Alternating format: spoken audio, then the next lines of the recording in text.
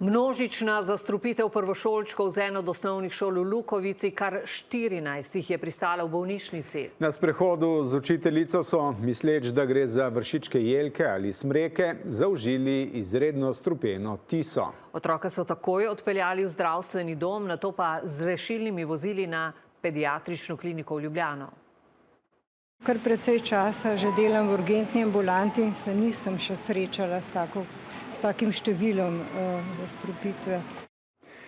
Na pediatrični kliniki so aktivirali vse oddelke, od otroške kirurgije do centra za zastrupitve. Kljub temu, da gre za enega najmočnejših strupov, pa se je zgodba končala srečno, le z bolečinami v trebuhu in slabostjo. Manca Turk.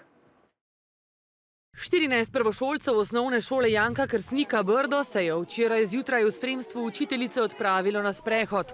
Skozi izkušenjsko učenje jim je želela približati naravo. Zato so, misleč, da gre za jelko ali smreko, nabrali vršičke in jih poizkusili, pripoveduje ravnateljica. Se jim je takoj pridružila lastnica tega zemljišča, ki jih je na to opozorila, da to ni jelka, kar je učiteljica presodila napačno, ampak da je to tisa. Izjemno strupena rastlina, zato je nemudoma stekla akcija in klic v domžalski zdravstveni dom. Mi smo takoj kontaktirali toksikološki center v Ljubljani in pa pediatrično kliniko, kjer so nam svetovali, da bi ti otroci v roku 2 ur takoj prišli do njih zaradi opazovanja in pa dodatnih preiskav. Pripoveduje pomočnik direktorice za zdravstveno nego. V vmesnem času so učiteljice otroke že pripeljale do zdravstvenega doma, Kjer jih je naša zdravnica pregledala. Ob prihodu načeloma nihče še ni imel nobenih simptomov, razen tega, da so bili malo bolj prestrašeni. Nato pa pot v Ljubljano s kar 4 reševalnimi vozili. V bistvu z nujnimi reševalnimi vozili smo odpeljali odraslo osebo in pa 3 otroke, ki so imeli zaradi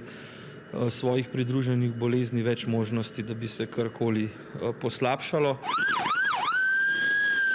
Na pediatrični kliniki so aktivirali vse oddelke, od otroške kirurgije do centra za zastrupitve, pojasnjuje vodja urgence na pediatriji. Na opazovanju so ostali tako nekje 6 do 8 ur, namreč pri vsaki zastrupitvi s tiso gre za praviloma resno, tudi življenje ogrožajoče stanje, zato smo ukrepali hitro in pa preventivno.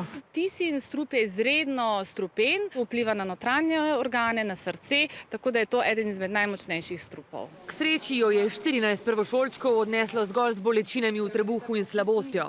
Vsi so bili pravočasno obravnavani, prejeli so ustrezno medicinsko oskrbo, so vitalno stabilni. In so bili že včeraj odpuščeni v domačo oskrbo.